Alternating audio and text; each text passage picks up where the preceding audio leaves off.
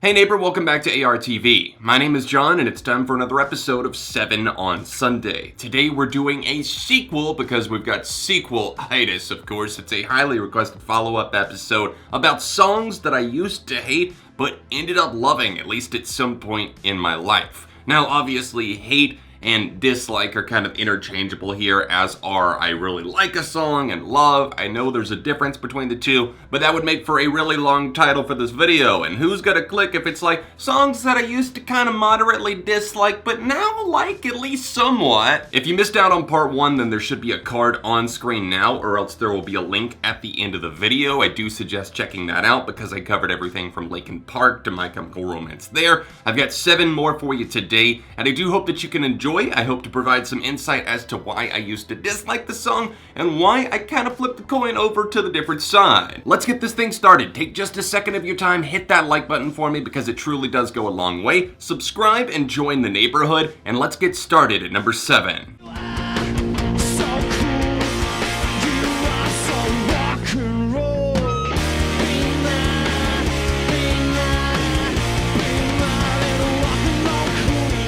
The Subways make the list first at number 7 with Rock and Roll Queen. This is off of their 2005 debut album, and it's actually the only Subways song that I know. It's weird because this could make a list for like bands that I only know like a song or two from. From what I can tell from this one song, I think the Subways have some punk-inclined influences, some hard-hitting moments where they have screams, they're a trio, and they're still together to this day with the original core lineup, which is really impressive. But back in 2005, I would watch the channel Fuse religiously, and for whatever reason, this song was just too much for me. I found it off-putting. I didn't like the screamed sections. I think this was in a movie soundtrack. I think Guy Ritchie was involved, so some of you may know it from that. Whereas I didn't care for the screams originally, and I felt that the song took too long to build up. And I heard, I think, also the demo form when I tried to download this back in the day because I was mildly curious, and it was a lot more raw and aggressive. And at this point in my life, I do like that. But imagine some point where I was just like, you know what? That's a little too punk for me. Okay, I'm gonna need you guys to tone it down. I need it a little bit more cleaned up. Can we get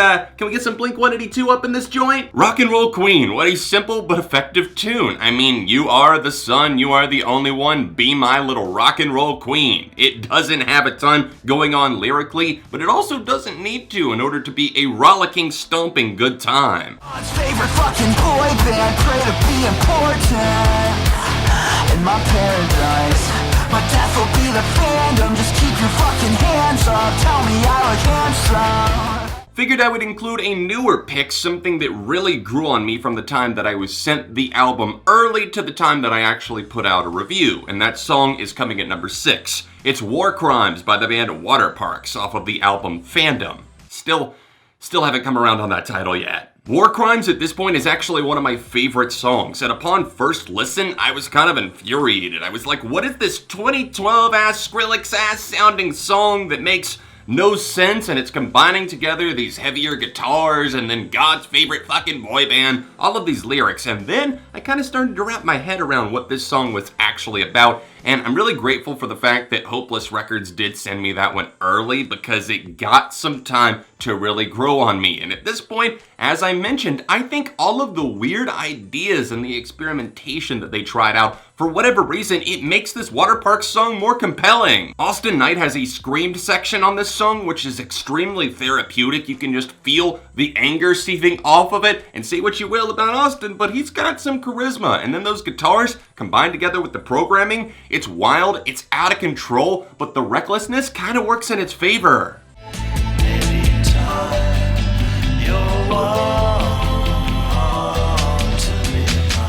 Thank the good heavens that I did a 180 when it comes to my feelings on the Gorillaz tune El Manana. This is from their 2005 album Demon Days, which I do plan on doing an episode of my series I Got It Wrong for. Yes, I am not afraid to admit when my opinions change, and I think videos like this are kind of important because El Manana is one of those tunes that I listened to quite a bit just because, again, it was on Fuse when I was a kid, and I loved Feel Good Inc. I even immediately clicked with Dare, but then El Manana Manana came on, and I was like, oh look, the music video, you know, it's a continuation of the story from, obviously, Feel Good Inc., and we see the windmill. And then I listened to the song, and I was like, oh god, this is like so painfully boring. And again, that was my teenage mind speaking, and I'm sorry. Even when I reviewed Demon Days in full in 2012, I still hadn't come around on El Manana fully. It was 7 years after my initial exposure, and I think at this point, I can see the sorrow that is just oozing from this song. It bleeds with attempting to find happiness, but never really getting there, and our narrator on this track is just kind of coasting through the atmosphere, and it plays to the windmill visual spinning through the tides. And I feel that this individual has been kind of chewed up, spit back out by life. And I do love the acoustic guitars on here. Also, the drum programming is fantastic. Damon Albarn as a vocalist brings exactly what he needs to. The weight feels light vocally, but also the lyrical content is heavy, so it kind of equals it out. The balance is there, and at this point I find this song El Manana extremely striking and very sharp and poignant. Ask me if I do this every day, I said often. Ask how many times she wrote the wave, not so often. Number 4, The Weeknd, Often. This was actually released as the lead single from Beauty Behind the Madness more than a year before the album actually came out in August of 2015. When I heard this in July, August of 2014, I was like, what is this braggadocious song that just continues rolling on often? He does this often, sure. But you know, the beat kind of kept popping up in the back of my head, and I started reconsidering, I started feeling out the song, and I was like, there's an atmosphere here, there's a tempo, there's a mood, there is a sexual tension that Abel Tesfaye, my man's actually doing right. Often, girl, I do this often. It's so understated but effective with the way that it gets that little message across. It's like it's almost so confident that it's untouchable. Can't reach without me.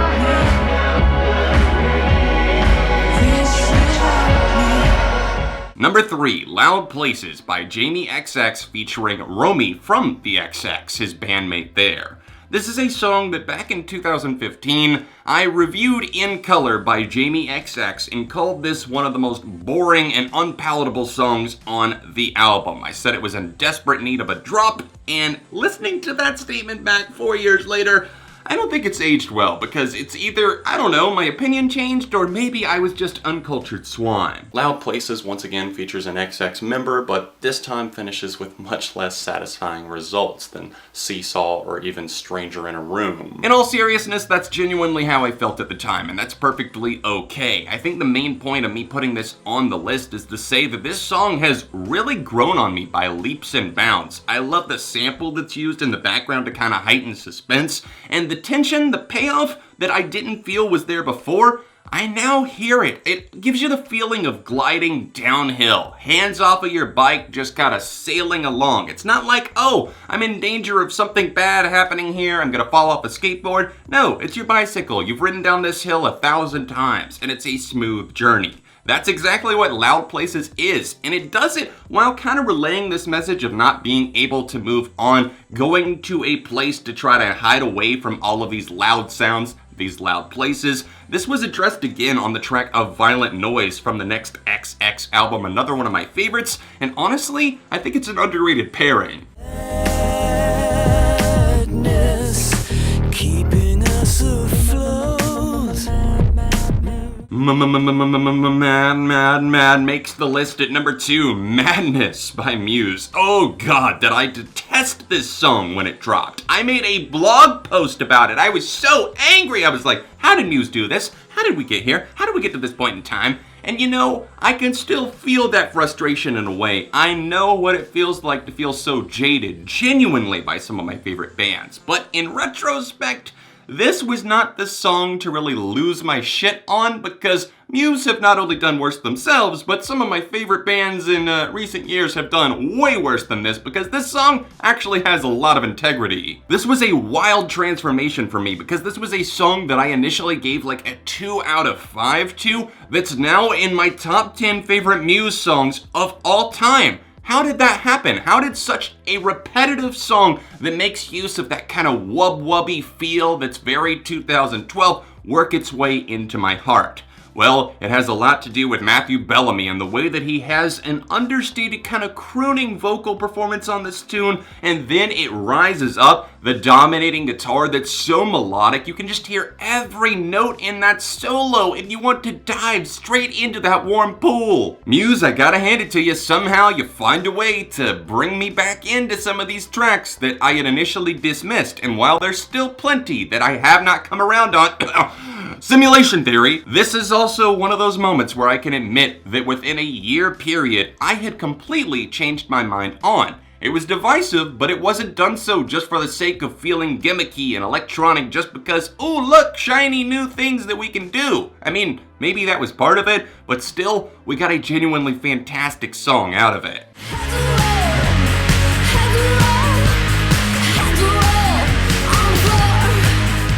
Lighting up the #1 position is the Yeah Yeah Yeahs with their song Heads Will Roll. This is a band that I don't get to talk about all that often. I love their first 2 records. I even really dig this record that this song is lifted from, It's Blitz, that came out 10 years ago in 2009, but this song in particular is one that I just couldn't stomach back when I was a teenager. This came out my senior year of high school, actually the summer before it, I believe, and I remember this music video being all over Fuse. We had just gotten a cable package again, and I was so stoked that we now had my old favorite channel back in the household. And this song was getting a lot of airtime, and I would always, for whatever reason, within like 30 seconds, skip over this music video, and I was like, I don't like this sound. I mean, I want more Gold Lion, I want more maps, and this is not giving me that. What is this disco bullshit? Ooh, I can feel this song in my bones now. It's so like new wavy, synthy, disco-y, but in all of the best ways. It's like they just sat around making this concoction, and Karen O vocally is incredibly charismatic here.